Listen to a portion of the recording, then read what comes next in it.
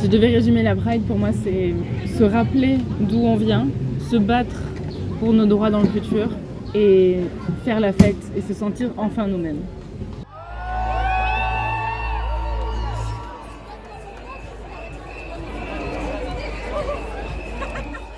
Pour moi, la Pride, c'est déjà un endroit où je peux être moi-même, où je sais que je ne serai pas jugée sur mes attirances, sur mes questionnements, sur mon style, sur la façon dont je m'habille ou la façon dont je m'habille pas. La Pride, c'est vraiment le seul endroit où je me sentais capable d'être topless, comme ça je suis venue topless avec juste de la peinture et quasiment tout le monde m'a extrêmement bien accueillie et m'a extrêmement bien regardée. C'était vraiment comme ça que j'avais envie d'y aller pour moi-même, quoi.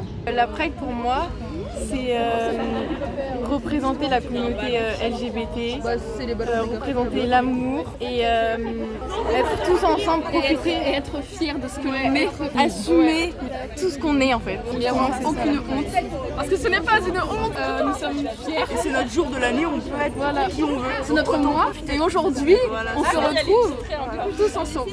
Pas la Pride pour toi? Pourquoi c'est important la Pride? Parce qu'on est là et on est fiers.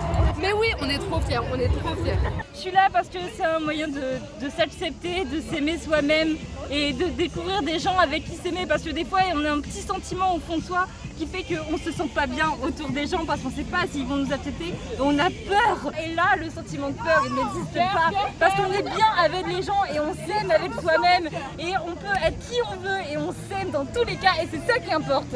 Voilà pourquoi j'aime la Pride. Pour nous, c'est un mouvement qui nous permet d'assumer qui on est et de revendiquer nos droits et de dire que c'est pas parce qu'il y a toujours des gens qui nous empêcheront d'être nous qui vont réussir à nous empêcher.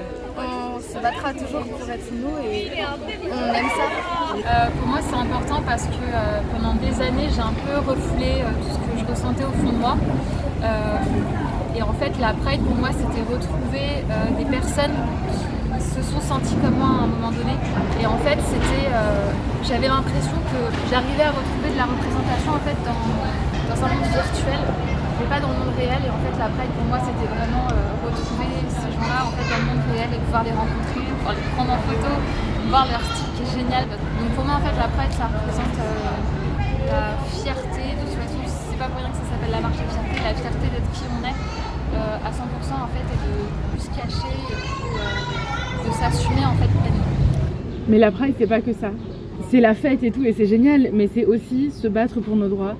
Rappeler les personnes qui se sont battues et se battent toujours pour nous. Nous marchons pour saluer la mémoire de nos amis, de toutes celles et ceux qui sont morts, toujours trop victimes de la haine et des étiquettes que l'on nous colle, souvent dès la naissance. Nous marchons pour toutes celles et ceux qui ont donné leur vie pour que nous soyons là, debout et fiers, au-delà de nos différences. Nous marchons de façon festive, en musique et en couleur, car c'est un choix qui s'inscrit dans l'ADN de nos luttes. Un choix que les élus ont affirmé dès les premiers instants face à la répression policière devant le Stonewall Inn le 28 juin 1969. À la mémoire de Marsha P. Johnson, décédée le 6 juillet 1992. Femme transgenre, drag queen et travailleuse du sexe. Cette vétérane de Stonewall était une instigatrice des émeutes du 28 juin 69. À la mémoire de Stormy DeLarverie, lesbienne, icône et artiste drag king, dont le courage a permis de déclencher les émeutes de Stonewall. Pionnière des droits civiques et des minorités sexuelles, est décédée le 24 mai 2014. À la mémoire de Luna, également appelée Fouad, cette jeune lycéenne trans s'est suicidée. Luna n'avait que 17 ans quand elle est décédée le 16 décembre 2020. L'administration de son lycée lui refusait l'accès de la classe parce qu'elle portait une jupe. À la mémoire de Sophie, DJ, chanteuse et productrice, cette icône de la musique électronique et de la communauté trans est décédée à l'âge de 34 ans le 30 janvier 2021. À la mémoire de Paula, femme trans, retrouvée égorgée dans son appartement à Reims le 7 avril 2021 en raison de son orientation sexuelle et de son identité de genre. À la mémoire de Normund Kinslis, jeune soignant qui exerçait en Lettonie, déjà victime de plusieurs attaques homophobes. Ce jeune homme de 29 ans a été arrosé d'essence en raison de son homosexualité. Brûlé à 85%, il a succombé à ses blessures le 28 avril 2021. À la mémoire de nos amis morts du sida, des 36 millions de victimes de la pandémie, et des 3000 personnes qui meurent chaque jour de la maladie. À la mémoire des 100 000 personnes LGBTI+, victimes de la barbarie nazie. À la mémoire de nos 49 sœurs et frères, victimes de l'attentat du Pulse à Orlando le 12 juin 2016. À la mémoire des personnes LGBTI+, qui meurent chaque jour dans les pays de la Méditerranée, en Tchétchénie, en Syrie et partout dans le monde, victimes des pires atrocités en raison de leur sexe, de leur orientation sexuelle ou de leurs identités de genre. À la mémoire de toutes les victimes de l'homophobie, de la lesbophobie, de la biphobie et de la transphobie. À la mémoire de toutes celles et ceux qui nous ont quittés, la Pride Marseille vous invite à observer, debout ou en die-in, allongé par terre, 1 minute de silence.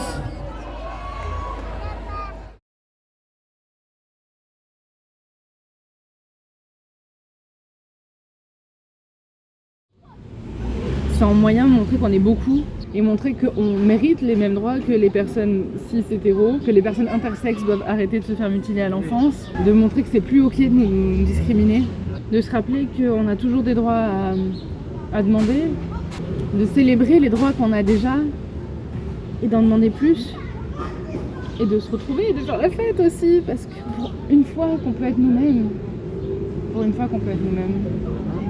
La Pride, c'est aussi un moyen de se faire des potes parce que à l'école ou au travail, c'est compliqué de se faire des potes dont on sait qu'ils nous respectent.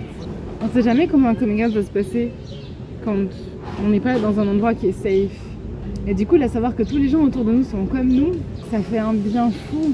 Le fait de réaliser que quand je regardais autour de moi, tout le monde s'était posé, à peu près tout le monde, la majorité des gens s'étaient déjà posé les mêmes questions que moi. La majorité des gens étaient comme moi en fait.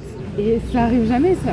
D'habitude c'est moi l'exception, d'habitude c'est moi qui vais en dehors des codes. Et là j'étais totalement dans les codes. J'étais comme tout le monde. Ça fait un bien fou de se rendre compte qu'on n'est pas seul. La Pride ça a aussi été un moyen pour moi de rencontrer les gens qui me suivaient sur TikTok. Et ça m'a fait extrêmement de bien, mon ego en a pris 15 000 coups quand tout le monde venait me voir et me disait merci. Et quand il y a des gens qui me rencontraient, il y a des gens qui étaient émus rien que de me rencontrer. Je me dis, c'est là que je me suis vraiment rendu compte que j'avais un impact et que j'étais utile quoi. Et c'est ouf. D'ailleurs, j'en profite pour vous remercier les amis parce qu'au moment où je monte cette vidéo là, on est à 998 abonnés sur YouTube. Donc c'est bientôt les 100 abonnés et... c'est génial, ça me rapproche de mon objectif, ça me rapproche. J'ai tellement envie d'en faire mon métier plus tard, je sais que c'est pas le moment, je sais tout ça, mais du coup, de voir que ça avance petit à petit, c'est génial, donc merci. Et en sortant de ma première Pride, je me suis dit, mais venez, on fait ça pour toutes les discriminations, venez, on fait ça pour les handicaps. J'aimerais tellement pouvoir faire la fête et me retourner et regarder autour de moi et me rendre compte qu'il n'y a que des personnes comme moi autour de moi. T'imagines si on faisait une Pride du handicap? Tu te retournes et tu sais que les gens, même si ça se voit pas, bah ils sont handicapés, ils sont comme toi. Surtout pour les personnes qui ont un handicap invisible, ça fait encore tellement de bien de se rendre compte que les gens autour de nous sont là pour nous, pour nos droits, pour nous défendre. Oh. Voilà. Si je devais résumer la Pride, pour moi c'est se rappeler d'où on vient, se battre pour nos droits dans le futur et faire la fête et se sentir enfin nous-mêmes. Voilà. Merci les amis d'avoir regardé la vidéo jusqu'au bout. J'espère que les personnes qui venaient chercher une réponse de pourquoi la Pride c'est toujours important aujourd'hui, vous l'avez eu. Si vous avez d'autres questions, n'hésitez pas à les poser en commentaire. D'ailleurs, n'hésitez pas à commenter tout court, parce qu'il paraît que c'est bon pour le référencement. Et pour celles qui ont juste cliqué sur la vidéo sans savoir vraiment à quoi s'attendre, j'espère que ça vous a diverti quand même, que ça vous a appris des choses. Et si c'est le cas, n'hésitez pas à mettre un petit like, parce que pareil, pour le référencement, il paraît que c'est cool. Et que moi, mon ego, j'avoue que ça fait du bien quand même. N'oubliez pas de prendre soin de vous les amis. Buvez de l'eau, prenez vos médicaments, mangez un bout. C'est important tout ça. Parce que pour pouvoir aller se battre dans la rue comme ça, il faut qu'on soit en forme. Et pour être en forme, il faut manger, prendre nos médicaments, etc.